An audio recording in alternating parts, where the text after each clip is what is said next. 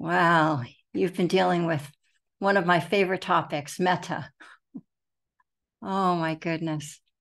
So the part of me of metta is really about growing the range and the ability and the capacity for our heart minds to feel friendliness and goodwill. All of us have some amount of metta. That's where we begin. We have a certain amount of metta towards certain people or animals or plants or places where we naturally feel a sense of connection, where we naturally feel a sense of resonance, and we feel at ease in our skin. And this part of me builds on that. It builds on what is already here, and it deepens it and widens the experience of friendliness. That's what it's all about, deepening and widening that experience. And there are people and animals and places and even parts of us where we don't feel particularly friendly. We don't feel friendly towards them, where we shut down, where we tune out, where we judge, where we feel aversion and fear and anxiety. Now, we can't stop our initial reaction. We actually can't control it, because every moment of every day, our hearts and our minds, our chitta, the heart mind, is quickly assessing whether something is pleasant, unpleasant, or neutral. That's Vedana, feeling tone, which signals us to react to I like, I want more of this, I don't like, keep it away, or I don't really care. It's not even on my radar. Those are the three moves of the heart. These initial reactions, we can't stop them, but we can learn to see them. And by seeing them, then we can begin to apply or engage the balm of metta, BALM, balm of metta. So how do we grow our hearts beyond their typical range? How do we begin to include all of the people and all of the places and our where we don't like? How do we fold them into the field of goodwill? By noticing all of the places when friendliness and goodwill are hard to feel. All of the places and the times when we can't generate it. We want to notice that, because that's the first order of business. We can't do anything until we see it. So we deliberately train our hearts and our minds to notice when we're not feeling friendly. And then we deliberately bring goodwill forward. This doesn't happen automatically.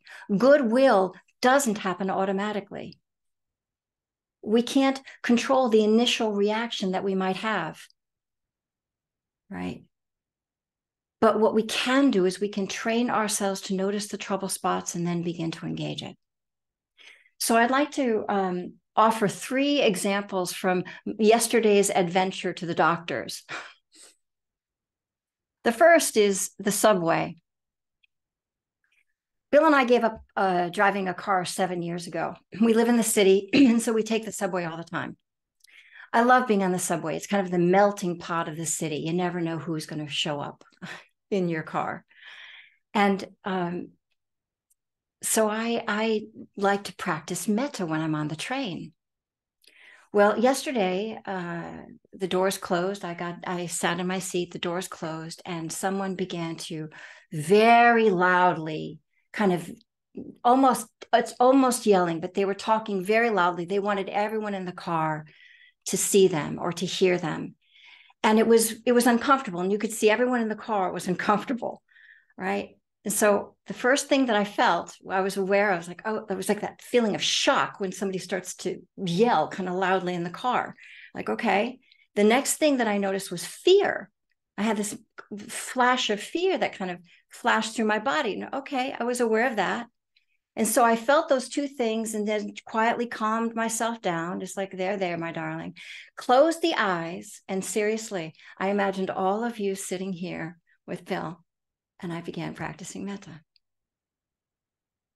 Now, sometimes I'll use phrases. I will use phrases because the phrases actually just begin to hold the mind in the direction of what I'm trying to aim for. So I might use a phrase like may you be safe, may you be happy, may you be at ease. Sometimes I'll just use one word like love or peace or friendliness, whatever word kind of comes to me. Or I'll just reflect on, just like me, this person wishes to be safe and comfortable and at ease, just like me. And they're clearly not in that moment, right? So, metta is a great practice out in the world when it's very chaotic and it feels stressful, just to find a little like orient the attention toward that experience of comfort and ease and kindness in here and kindness out there. That was the first time, the first instance. And then the second example happened when I just finished seeing the doctor. I went into the bathroom of all places. I'm in the bathroom, and it's a single bathroom, like a toilet and a sink. And across from the toilet is a poster. And the poster, the top word was kindness. And then there were these like 4 stanzas, but really what they were, the stanzas were pointing to, we're all in this together. Thank you for taking care of yourself, for coming to this moment, taking care of yourself. And let's be kind to all of the people who are working here, because they're caring for you too. And they're also dealing with the unpredictability of life. And I thought it was like such a lovely message, right? It certainly captures one's attention, right? You're sitting on the toilet and you're looking right across at the sign, right?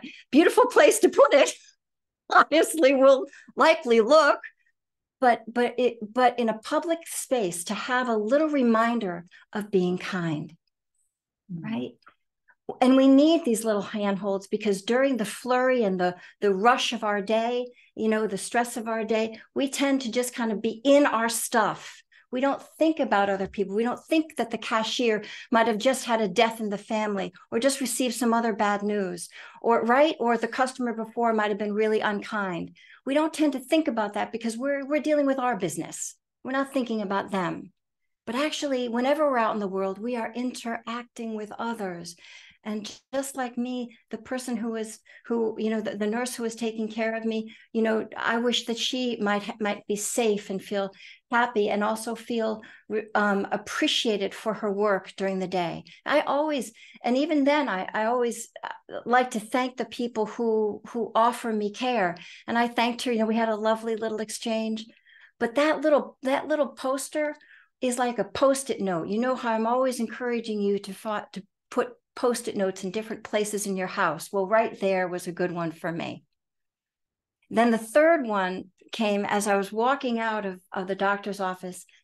I have a friend who lives nearby the place that I was, and the person we've been estranged a bit for the past couple of years. And I thought, you know what? I'm just going to do it. I actually called Bill and verified this. I said, I'm just going to do it. I went into the gift shop. I bought a card, and I thought, if she's not there, I'm going to stick the card in her door. But I went over to her house. I knocked on the door. At first, nobody answered. And then I sat there on the porch, and I wrote out the card. And then I went up to the door. And one more time, I thought I saw someone like in the back room, and I just rung the bell. And sure enough, she was there. And the moment she saw me, she came outside, and we gave each other this hug. And it was like no words needed to be said. Not a single word needed to be said. We didn't speak. We just hugged. And it was in that hug, you could feel like the sense of reconnection.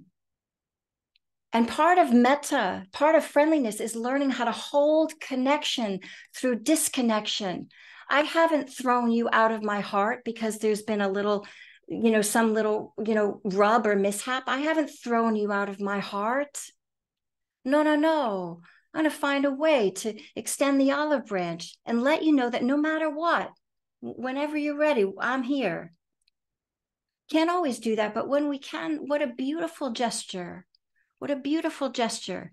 And these are hard moves. Again, metta is about, we're growing metta in the places where metta is not usually found. Right? This is the parami of metta. So we learn how to coax it, how to nurture it, how to kindle it, bring it forward, especially when it's hard to feel. Notice when unkind, ungrateful, judging thoughts are present. Just notice that, right? Take a breath.